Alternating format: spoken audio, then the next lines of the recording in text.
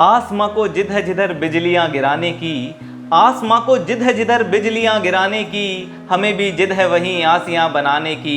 नमस्कार दोस्तों, मैं आपका साथी, आपका दोस्त Ravinder Sahu, faith and hope maker, आपको अपने चैनल फेथ फॉर होप में स्वागत करता हूं। जैसा आप लोग जानते हैं, आज 14th डे है हमारे लोक व्यवहार सीरीज का। अगर आपने अभी तक इनकी पहले की वीडियोस नहीं देखी तो आप नीचे दिए गए लिंक्स पर देख सकते हैं। दोस्तों, मैं आज आपको बताऊंगा कि किसी की ना को हाँ में कैसे बदलें। इस मेथड को मैं नाम देता हूं हाँ मेथड। क्या मतलब है इसका? आप सामने वाले से ऐसे ऐसे सवाल पूछें, ऐसे ऐसे सवाल करें जिसका उसे हाँ में ही जवाब देना पड़े, तो आप पाएंगे कि एक्चुअल में जो आप उससे कराना चाहते थे वो आखिर में उसके लिए भी हाँ कह देगा। बहुत सारी फिल्मों में भी आपने देखा होगा, जब हीरो हीरोइन को प्रपोज करता है या उससे प्यार का इजहार करवाना चाहता है तो उससे ऐसे ऐसे सवाल करता है जिसमें बोलती जाती है हाँ हाँ हाँ हाँ हाँ, और आखिरी में बोलता हो क्या तुम मुझसे प्यार करती हो, तो लड़की बोलती है हाँ। यही मेथड दोस्तों, आज यही मेथड के द्वारा हम आपको बताएंगे। पहली चीज़ जो आप इसको ध्यान में रखना है वो है, आप किसी से भी बात की शुरुआत करें तो उस बात से शुरुआत ना करें जिसमें आप दोनों की मतभेद हों। हाँ दोस्तों, उस बात से शुरुआत करें जिसमें आप दोनों का मन एक ही हो। हाँ मेरे दोस्तों, जिसमें आप दोनों सहमत हों, जिसमें आप दोनों का लक्ष्य एक ही हो, बेशक आपका माध्यम अलग अलग हो उसे पाने का। दोस्तों, मैं आपको एक एग्जाम्पल के द्वारा समझाता हूँ। इससे पहले मैं बैंक में जॉब किया करता था, तो वहाँ पर मेरी पोस्टिंग हरियाणा में थी। तो वहाँ पर एक भाई आया अकाउंट ओपनिंग करवाने। उसने मुझे बोला यार अकाउंट ओपनिंग करना है। मैंने उसे फॉर्म दे दिया, उसने फिल करके दे दिया। मैंने उसे बोला भाई पूरी डिटेल्स तो बता, अपनी फैमिली की डिटेल्स नहीं दी तूने इसमें। कहता भाई फॉर्म मेरा भरना है, मेरी फैमिली का भरना है। उसने मना कर दिया।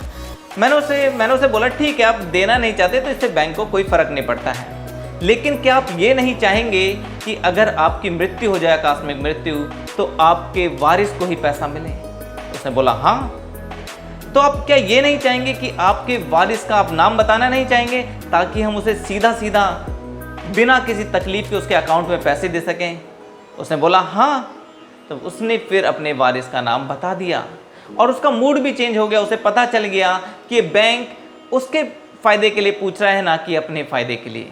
और यही नहीं दोस्तों, इतना अच्छा उसका हो गया कि उसने अपनी माँ के नाम से एक FD भी करवाई और खुशी खुशी सारी जानकारी भी दी। यही था हाँ मेथड। दूसरा एग्जांपल मैं आपको देता हूँ। एक मेरा दोस्त है जो कि सेल्स मैनेजर है, जो कि मोटर सेल करता है। उसने मुझे बताया यार हम एक कंपनी को मोटर सेल्स करना चाहते हैं, अपनी कंपनी की, लेकिन मेरे से पहले वाला भी मैनेजर 10 साल से कोशिश करता रहा, लेकिन उस कंपनी ने मोटर नहीं खरीदी। अब मैं भी पिछले 3 साल से लगा हुआ हूँ, उससे बार बार मिलता हूँ उसके मालिक से, लेकिन वो मोटर खरीदने को राजी ही नहीं होता है। कहता बड़ी मुश्किल से मैंने उसे कुछ मोटर्स बेची। मैं उसके बाद उसकी कंपनी में गया, मुझे लगा वो बड़ा खुश होगा क्योंकि हमारी मोटर तो बहुत ही शानदार थी। मुझे लगा वो बहुत खुश होगा, आज मुझे बहुत ज़्यादा ऑर्डर देगा। मैं बड़े मूड में गया था, लेकिन जैसे ही मैं वहाँ पहुँचा तो उसने मुझे बोला, उसके चीफ मैनेजर ने मुझे बोला कि भाई साहब ये आपकी मोटर हम नहीं ले सकते हैं, आपकी मोटर तो गर्म हो जाती है, मैं हाथ रखता हूँ और ये जल जाता है हाथ। मैंने उसे बोला, मैं बहस नहीं की उससे। उस सेल्स मैनेजर ने, जो मोटर बेचने गया था मेरे दोस्त, उसने उसे बोला भाई साहब मैं आपकी बात से सहमत हूँ, ज़रूर आपका हाथ जल जाता होगा, आपको हमारी मोटर्स नहीं खरीदनी चाहिए, आपको वही मोटर खरीदनी चाहिए जो कि इलेक्ट्रिकल डिस्ट्रीब्यूशन स्टैंडर्ड के हिसाब से उतनी ही गर्म होती हों। क्या आप मेरी बात से सहमत है? उसने बोला हाँ। तो आप मेरे को एक बात बताइए, इलेक्ट्रिकल डिस्ट्रीब्यूशन स्टैंडर्ड के हिसाब से एक कमरे के तापमान से कितनी ज़्यादा तक मोटर गर्म हो सकती है? उसने बोला 72 डिग्री फ़ारेनहाइट तक। उसने बोला हाँ बिल्कुल मैं सहमत हूँ। तो आप ये बताइए आपकी मील का तापमान कितना है? उसने बोला 75 डिग्री फ़ारेनहाइट। फिर मैंने उससे सवाल पूछा कि अब आप ये बताइए कि अगर आपके मील के 75 डिग्री फ़ारेनहाइट टेम्परेचर है और हमारी मोटर का 72 डिग्री फ़ारेनहाइट टेम्परेचर है, टोटल हो गया 147 डिग्री फ़ारेनहाइट टेम्परेचर। अगर आप 147 डिग्री फ़ारेनहाइट टेम्परेचर में के पानी में अपना हाथ डालेंगे तो जलेगा नहीं क्या? उसने बोला हाँ भाई जलेगा। तो जब मैनेजर साहब आपकी पानी में हाथ डालने पर जलेगा तो हमारी मोटर भी तो वैसी ही है, आप इस पर हाथ रखते ही क्यों हैं जब जलेगा? उसे बात समझ में आ गई और फिर उसने अपनी सेक्रेटरी को बुलाया। थोड़ी बहुत और बातचीत हुई उसकी और मेरे दोस्त के बीच में। उसने अपनी सेक्रेटरी को बुलाया और उसे 35 लाख मोटर्स का ऑर्डर दिया। मेरे दोस्तों, ये तकनीक होती है। हाँ तकनीक। मुझे एक और एग्जाम्पल याद है। मैं झारखंड का रहने वाला हूँ मित्रों। तो हमारे झारखंड में धनुषबाजी बहुत होती है, हम लोग बो हंटिंग बोलते हैं उसे। तो एक बार हम लोग धनुषबाजी के लिए, मैं, मेरे कजन्स, ब्रदर वगैरह सब लोग धनुषबाजी के लिए जा रहे थे। तो हमें धनुष भी चाहिए था। मैंने एक दुकान पर फ़ोन किया। मैंने कहा क्या आप लोग धनुष किराए पर देते हैं? तो उस दुकानदार ने मना कर दिया, भाई साहब हम लोग धनुष किराए पर नहीं देते।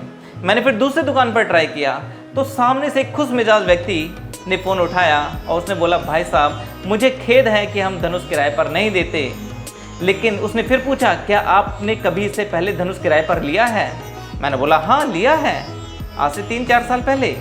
तो उसने मेरे से पूछा, क्या आपने उसका 20 से 25 से $30 किराया दिया होगा?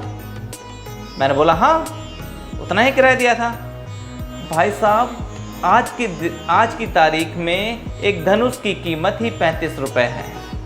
तो सोचिए, जब 30 रुपये आपको किराया देना पड़ेगा और 35 रुपये में धनुष मिल सकता है पूरा सेट के साथ, इसलिए हमने किराए पे देना छोड़ दिया। मुझे लगा हाँ यार बिल्कुल सही कह रहा है। मैंने उससे फिर धनुष ही खरीद लिया।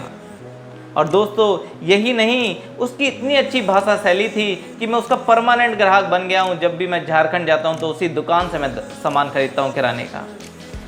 इस तकनीक से आपको पता चल गया दोस्तों, ऐसे ऐसे सवाल पूछे सामने वाले से जिसका सामने वाला हाँ में जवाब दे, और फिर आप पाएंगे कि उसकी ना हाँ में बदल जाएगी। उसे मौका ही नहीं मिलेगा ना कहने का।